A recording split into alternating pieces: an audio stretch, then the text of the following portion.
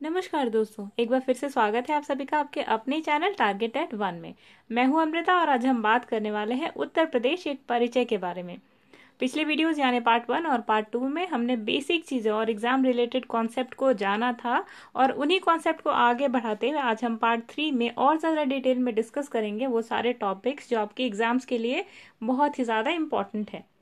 तो जो भी एग्जाम्स आपके यूपी गवर्नमेंट कंडक्ट करवाती है उसके लिए सारी वीडियोस बहुत ही ज़्यादा इंपॉर्टेंट है। चाहे आपका ब्लॉक एजुकेशन ऑफिसर का एग्जाम हो, यूपी पीसीएस का एग्जाम हो, यूपी ट्रिपल एससी का एग्जाम हो, एसएससी का एग्जाम हो, रेलवेज, एसएससी, सीजीएल, लेखपाल या फिर यूपी पुलिस, सभी के लिए बहुत ही ज़्यादा इंपॉर्टेंट है ये कॉन्सेप्ट जानना, क्योंकि यूपी से रिलेटेड बहुत सारे क्वेश्चन आपके इन सारे एग्जाम्स में आते हैं। तो चलिए देखते हैं क्या है इंपॉर्टेंट कॉन्सेप्ट आपके यूपी को लेकर के। तो गाइज आज की सीरीज में हम बात करने वाले हैं नगर और उनके उपनाम के बारे में, यानी कि यूपी में ऐसे कौन से फेमस नगर हैं जो आपके एग्जाम से पूछे जाते हैं और क्या है उनके उपनाम। तो सबसे पहले बात करेंगे गाजीपुर की। तो गाजीपुर जो है जो आपके बलिया के पास है और उसे हम यूपी में काशी की बहन के नाम से जानते हैं। काशी आपको पता होगा, बनारस कहते हैं हम जिसे। तो बनारस की बहन के नाम से गाजीपुर को जाना जाता है। तो गाजीपुर का उपनाम क्या है? काशी की बहन। नेक्स्ट है आपका रामपुर। रामपुर को कहा जाता है नवाबों का शहर या फिर चाकुओं का नगर। नेक्स्ट है आगरा, जहां पर ताजमहल है तो इसलिए इसे ताज नगरी के नाम से भी जाना जाता है, और पेठा नगरी क्योंकि आगरे का पेठा बहुत ही ज़्यादा फेमस है। केसर पेठा है आपका, इलायची पेठा है, तो कई सारे फ्लेवर्स होते हैं, तो पेठे के नाम से जाना जाता है आगरा को। तो आगरा का उपनाम है ताज नगरी और पेठा नगरी।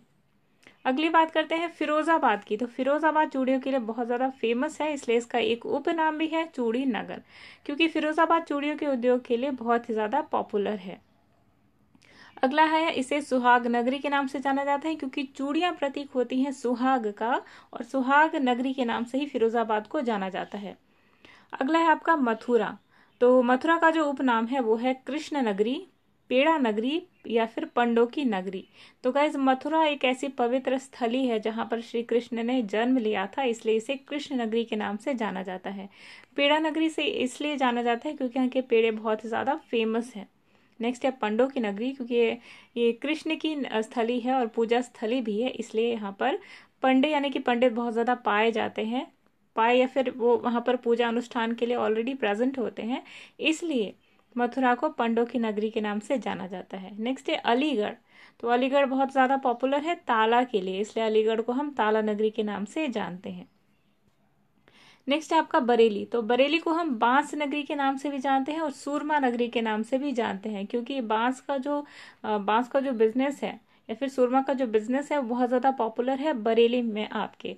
तो अगर आपके एग्जाम से क्वेश्चन आता है कि बांस का जो उद्योग है कहाँ पे बहुत ज़्यादा पॉपुलर है, तो वो है बरेली में।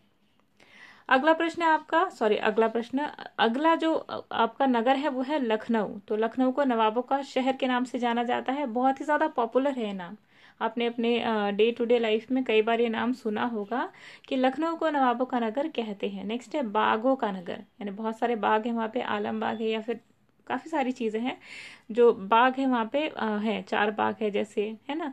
तो इसलिए इसे बागों का नगर भी कहा जाता है। नज़ाकत नफासत का नगर भी कहते हैं लखनऊ को, क्योंकि काफ़ी जो लखनऊ है काफ़ी ब्यूटीफुल सी सिटी है, और यहाँ पर इसलिए इसका जो छोटा सा नाम है वो है नज़ाकत और नफासत का शहर। लास्ट है आपका मुरादाबाद। तो मुरादाबाद को पीतल नगरी और बर्तनों का शहर के नाम से जानते हैं, क्योंकि बर्तन उद्योग बहुत ही ज़्यादा पॉपुलर है हमारे मुरादाबाद में।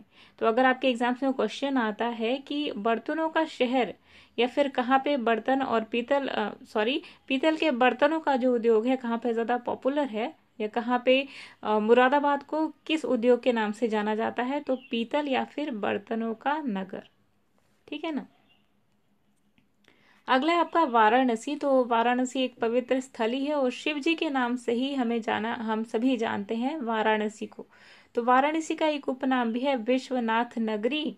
अगला है आपका मुक्ति नगरी, क्योंकि यहाँ पे पंडित बहुत ज्यादा पाए जाते हैं, या पंडित हर घाट पे, दशाश्वमेध घाट है, 80 घाट है, तो वहाँ पे पंडित होते हैं और वो लोग मोक्ष की प्राप्ति के लिए कई सारे लोग यहाँ पर आते हैं, इसलिए वाराणसी को हम मुक्ति नगरी के नाम से भी जानते हैं।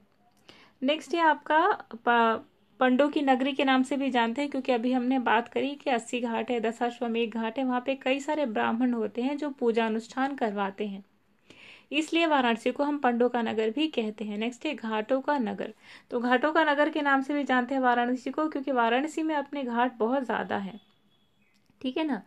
नेक्स्ट है आपका जौनपुर। तो जौनपुर को शिराज ए हिंद भी कहा जाता है, ठीक है ना। तो जौनपुर को किस नाम से जाना जाता है? शिराज ए हिंद। अगर आपके एग्जाम्स में आता है कि शिराज ए हिंद के नाम से किसे जाना जाता है, तो आपको सिराज याद रखना है। शिराज मीन्स जौनपुर। अगला है आपका प्रयागराज। तो प्रयागराज जो पहले इलाहाबाद के नाम से जाना जाता था, इसका नाम बदलकर प्रयागराज रख दिया गया।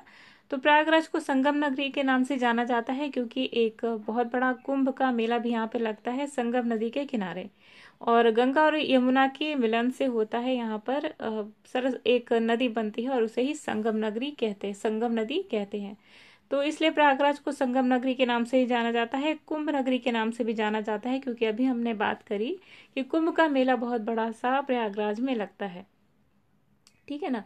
नेक्स्ट है तीर्थराज, क्योंकि एक 4 तीर्थों में से एक तीर्थ प्रयागराज को भी माना गया है, इसलिए इसे तीर्थराज के नाम से जानते हैं। अमरूद नगरी, क्योंकि इलाहाबाद के जो अमरूद है यानी प्रयागराज के जो अमरूद है काफी बड़े साइज में होते हैं, मीठे भी होते हैं, इसलिए सारे अमरूदों से बेस्ट अमरूद प्रयागराज के माने जाते हैं, इसलिए इसका नाम एक अमरूद नगरी भी कहा जाता है। अगला है मलिहाबाद। तो मलिहाबाद को आमों का नगर या आमा का नगर कहा जाता है। अगला है गोरखपुर। गोरखपुर भी बहुत ज़्यादा इंपॉर्टेंट है, क्योंकि यहाँ के हमारे सीएम जी हैं, तो इसलिए इसे भी आप बिल्कुल भी याद रखिएगा। तो गोरखपुर को गोरखधाम के नाम से जाना जाता है, नाथ नगरी और गीता प्रेस नगर के नाम से जाना जाता है, क्योंकि गीता प्रेस यहीं पर है, और बड़े बड़े जो ग्रंथ है जैसे कि आपका गीता है, रामायण है, या फिर चालीसा है, तो ये यहीं से प्रिंट होकर आते हैं, इसलिए इसे गीता प्रेस नगर के नाम से भी जाना जाता है। नेक्स्ट है कानपुर। तो कानपुर का जो उपनाम है वो है चर्म नगर, उद्योग नगर, या फिर भारत का मैनचेस्टर, क्योंकि लेदर का जो बहुत बड़ा बिजनेस है वो कानपुर में होता है। अगर आपसे क्वेश्चन पूछा जाए कि चमड़े का सबसे बड़ा उद्योग उत्तर प्रदेश के किस एरिया में होता है, किस नगर में होता है, तो आपका आंसर होगा कानपुर। अगला जो है आपका नगर वो है गाजियाबाद। तो गाजियाबाद को छोटी दिल्ली या फिर उद्योग नगरी के नाम से जाना जाता है, क्योंकि दिल्ली के पास है बिल्कुल गाजियाबाद, और बिल्कुल दिल्ली ही जैसी यहाँ पे भी डेवलपमेंट है, इसलिए गाजियाबाद को हम छोटी दिल्ली के नाम से जानते हैं।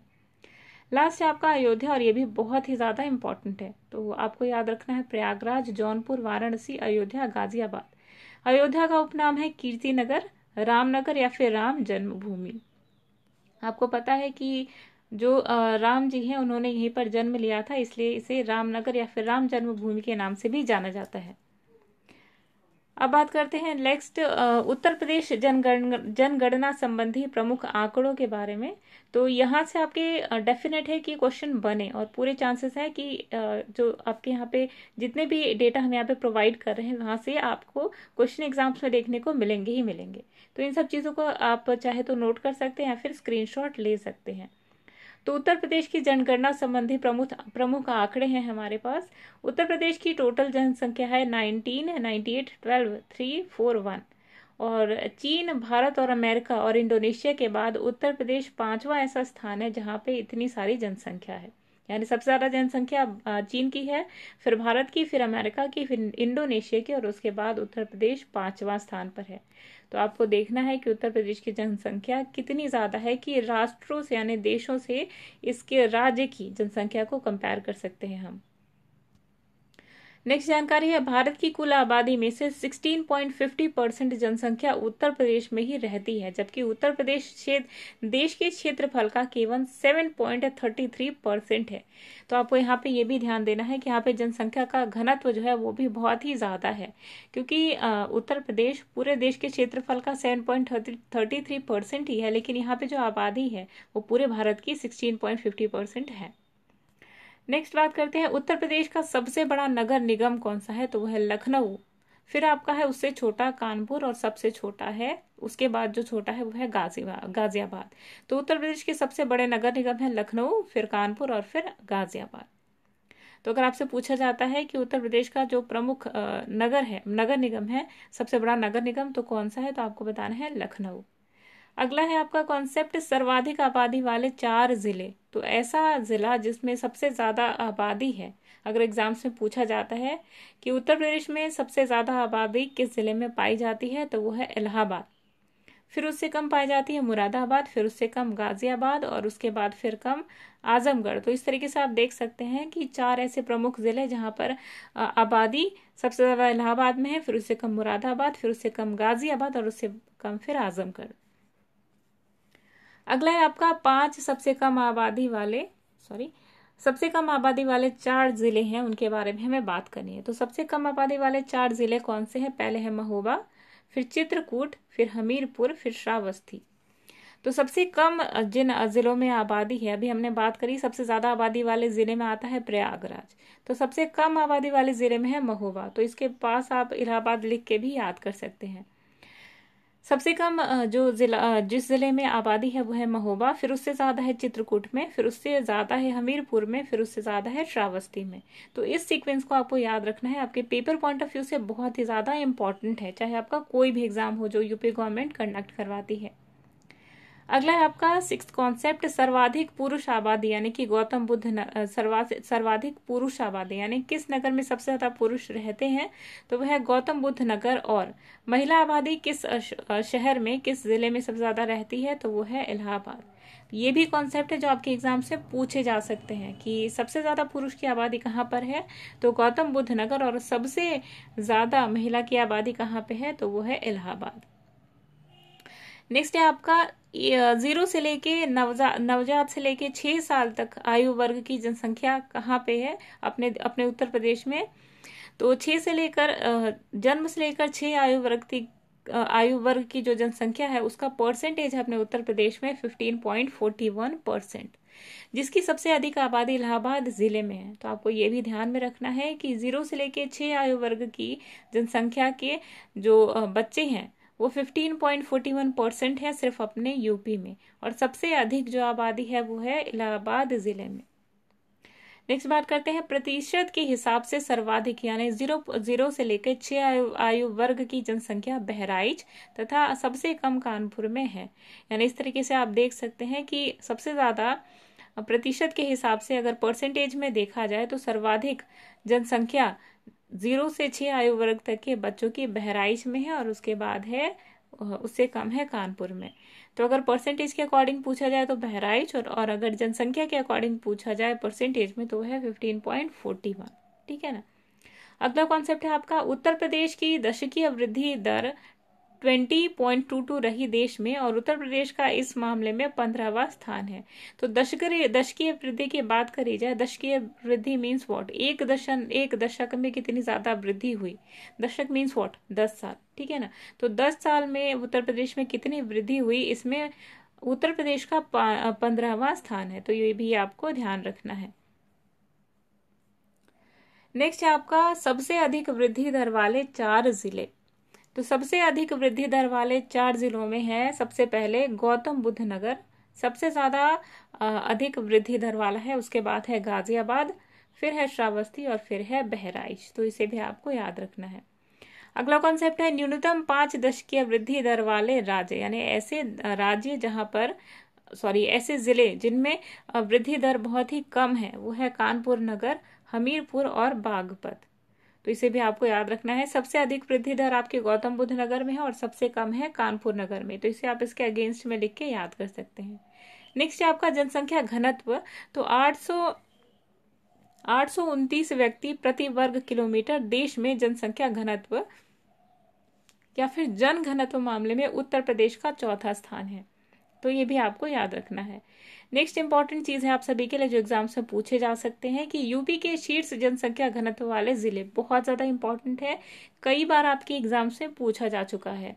तो यूपी गवर्नमेंट जब एग्जाम कंडक्ट करवाती है तो यहाँ जो मोस्ट एक्सपेक्टेड क्वेश्चन है वो आपका यही निकल कर आता है कि यूपी के शीर्ष जनसंख्या घनत्व वाले जिले कौन से हैं।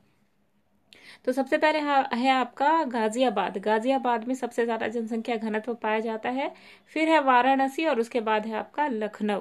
ठीक है ना। तो आपको याद रखना है सबसे ज्यादा जनसंख्या घनत्व है आपका गाजियाबाद में, फिर वाराणसी में, और उसके बाद है लखनऊ में। आगे बढ़ चलते हैं। नेक्स्ट है आपका यूपी में न्यूनतम जनसंख्या घनत्व वाले जिले, यानी ऐसे जिले जिनमें जनसंख्या घनत्व बहुत ही कम है। तो सबसे पहले है आपका ललितपुर। ललितपुर में सबसे ज्यादा जनसंख्या घनत्व, सबसे कम जनसंख्या घनत्व है। उसके बाद है आपका सोनभद्र, फिर है हमीरपुर और फिर है महोबा। ठीक है ना। तो सबसे कम जनसंख्या घनत्व है आपका हमीरपुर में, सबसे कम आपका जनसंख्या घनत्व है आपका ललितपुर में, फिर है आपका सोनभद्र, फिर हमीरपुर और फिर है महोबा में। नेक्स्ट कॉन्सेप्ट है आपका उत्तर प्रदेश की साक्षरता दर कितनी है। और आपको पता होना चाहिए कि अपने उत्तर प्रदेश की जो सबसे ज्यादा साक्षरता दर आपकी केरला में है, यानी केरल में जो परसेंटेज है साक्षर लोगों का वो सबसे ज्यादा है, यानी कि 93.1% है केरला में साक्षरता का दर। ठीक। नेक्स्ट है आपका उत्तर प्रदेश की साक्षरता दर कितनी है। तो उत्तर प्रदेश की साक्षरता दर है आपकी 67.7%। बहुत ही ज्यादा इंपॉर्टेंट है और पूरे चांसेस है आपके एग्जाम्स में आने के। तो उत्तर प्रदेश की साक्षरता दर है आपकी 67.7% और पुरुष की साक्षरता दर है 77.3%। और महिला की जो साक्षरता दर है वो है 57.2%। यानी यहाँ पे आपको देखने को मिलेगा कि पुरुष की साक्षरता दर महिलाओं की साक्षरता दर से कहीं ज्यादा है। तो ये क्या शो करता है कि आज भी अपना यूपी महिलाओं की साक्षरता को लेकर भी जागरूक नहीं हुआ और आज भी महिला साक्षरता के मामले में पिछड़ी हुई हैं। हालांकि अब ये जैसे जैसे ये टाइम आगे बढ़ेगा ये चीजें आपको कम देखने को मिलेगी, क्योंकि समाज हमारा महिला की साक्षरता को लेकर जागरूक हो चुका है। नेक्स्ट है आपका 2001 से 2011 में साक्षरता में 11.34% की वृद्धि हुई है और उत्तर प्रदेश साक्षर जनसंख्या वृद्धि में तीसरे स्थान पर है।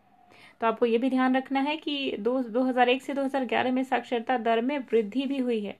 और ये साक्षरता दर हमने अभी डिस्कस किया कि ये साक्षरता दर आपका धीरे धीरे आगे बढ़ता ही जाएगा, पीछे नहीं आएगा, क्योंकि अब समाज धीरे धीरे इन चीजों को लेके जागरूक हो चुका है। तो उत्तर प्रदेश साक्षर जनसंख्या वृद्धि में तीसरे स्थान पर है, लेकिन सबसे पहले स्थान पर है आपका केरल। ये भी आपको याद रखना है। सर्वाधिक साक्षरता वाले जिले, यानी कि ऐसे कौन से जिले हैं जहां पर साक्षरता दर सबसे ज्यादा है।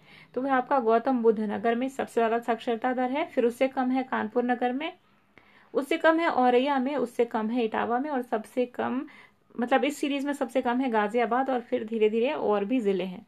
तो अगर आपसे पूछा जाए कि पूरे चांसेस है इस क्वेश्चन को आने की, इसकी सर्वाधिक साक्षरता वाला जिला कौन सा है, तो है आपका गौतम बुद्ध नगर, फिर उससे कम है कानपुर नगर, उससे कम है औरैया, उससे कम है इटावा और उसके बाद है गाजियाबाद। तो ये चीजें हैं इंपॉर्टेंट जो आपको याद रखने की जरूरत है। अगली बात करते हैं हम न्यूनतम साक्षरता वाला जिला। ये भी बहुत ज्यादा इंपॉर्टेंट है और इसे भी आपको एग्जामिनेशन पॉइंट ऑफ व्यू से याद रखना है। तो न्यूनतम साक्षरता वाला जिला कौन सा है आपका, तो वो है गाइस श्रावस्ती। श्रावस्ती में सबसे कम साक्षरता दर है। उसके बाद है आपका बहराइच, नेक्स्ट है आपका बलरामपुर, फिर बदायूं और उसके बाद फिर रामपुर। तो आपको याद रखना है श्रावस्ती में सबसे कम साक्षरता दर है, यानी यहाँ पर अभी तक जो साक्षरता के मामले में यहाँ पर जागरूकता नहीं पहुंची। अगला कॉन्सेप्ट है आपका न्यूनतम पुरुष और महिला साक्षरता वाला जिला है श्रावस्ती, यानी यहाँ पे पुरुष और महिला दोनों की साक्षरता दर है बहुत ही कम है। नेक्स्ट है सर्वाधिक पुरुष साक्षरता, तो वो है गौतम बुद्ध नगर में, और गौतम बुद्ध नगर ही ऐसा जिला था जिसमें कि सर्वाधिक साक्षरता दर थी। नेक्स्ट है साक्षरता के मामले में महिला के लिए सर्वाधिक कौन सा जिला है, वो है कानपुर। नेक्स्ट है लिंगानुपात, तो 912 है, जबकि 2001 की तुलना में 14 अधिक हुए हैं। तो इन सब चीजों को भी, हालांकि ये इंपॉर्टेंट नहीं है आपके लिए, लेकिन फिर भी आपको देखना जरूरी था। नेक्स्ट है आपका शीर्ष लिंगानुपात वाले जिले। तो शीर्ष लिंगानुपात के जिले में जौनपुर सबसे आगे है, उसके बाद है फिर आजमगढ़, फिर देवरिया। नेक्स्ट है न्यूनतम लिंगानुपात वाले जिले, तो न्यूनतम है गौतम बुद्ध नगर और फिर है बागपत। अच्छा, अब ये लिंगानुपात है क्या, जहां पर आपको शीर्ष लिंगानुपात दिखेंगे, इट मीन्स कि वहां पे पुरुषों और महिलाओं की जो संख्या है उनमें बहुत ज्यादा अंतर देखने को मिलेगा। लेकिन न्यूनतम लिंगानुपात मीन्स हुआ कि जितने ही पुरुष है ऑलमोस्ट उतने ही स्त्रियां भी हैं। तो इन सब चीजों को भी आपको ध्यान रखना है। जब हम कोई कॉन्सेप्ट पढ़ते हैं तो कॉन्सेप्ट पढ़ने से ज्यादा हमें उसे जानना भी इक्वली इंपॉर्टेंट होता है, इसलिए हमने यहाँ पे मेंशन किया। नेक्स्ट है आपका यूपी की ग्रामीण जनसंख्या का प्रतिशत। तो अपने यूपी में जो ग्रामीण जनसंख्या है वो बहुत ही ज्यादा है।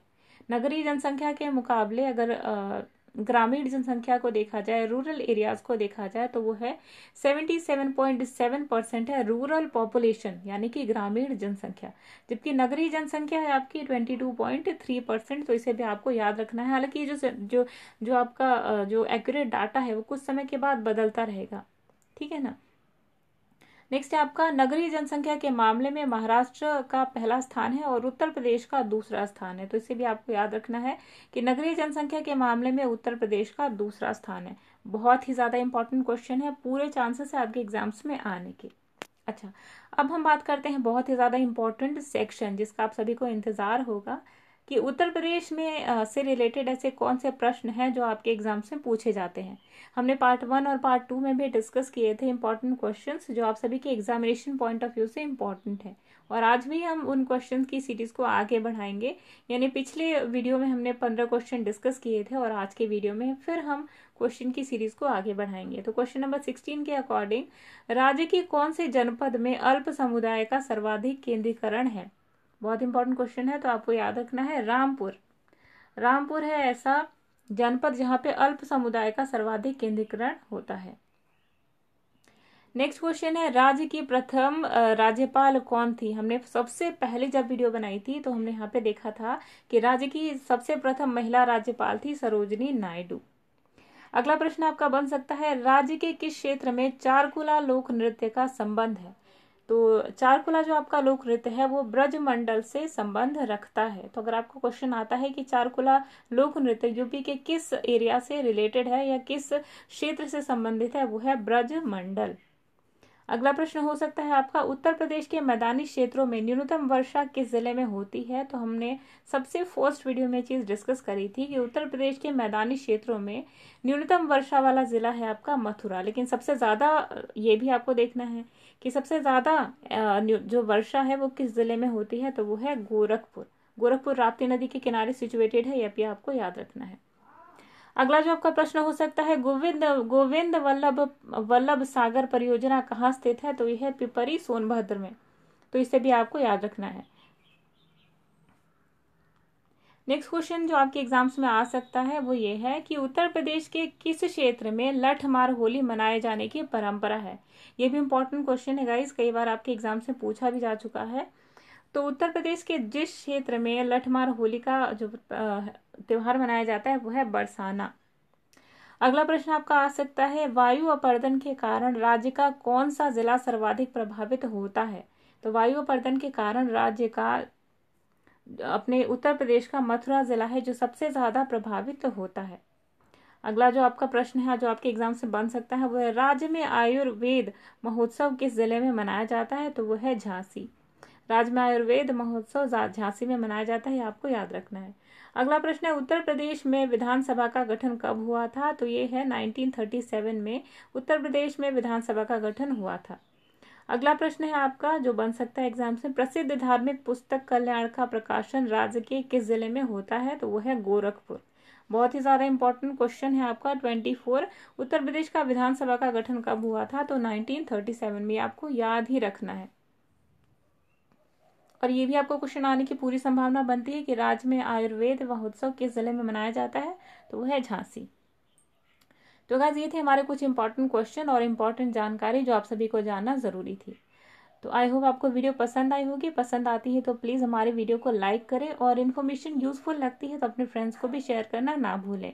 और अगर आपने हमारा चैनल अभी तक सब्सक्राइब नहीं करा है तो प्लीज सब्सक्राइब कर लीजिए और नोटिफिकेशन बेल को दबाना बिल्कुल भी ना भूलें, जिसके द्वारा आप हमारे लेटेस्ट अपडेट को अपने चैनल पे देख सके। तब तक के लिए अमृता को दीजिए इजाजत। मिलते हैं कुछ और उत्तर प्रदेश से रिलेटेड इंपॉर्टेंट कॉन्सेप्ट्स के बारे में। तब तक के लिए बाय बाय।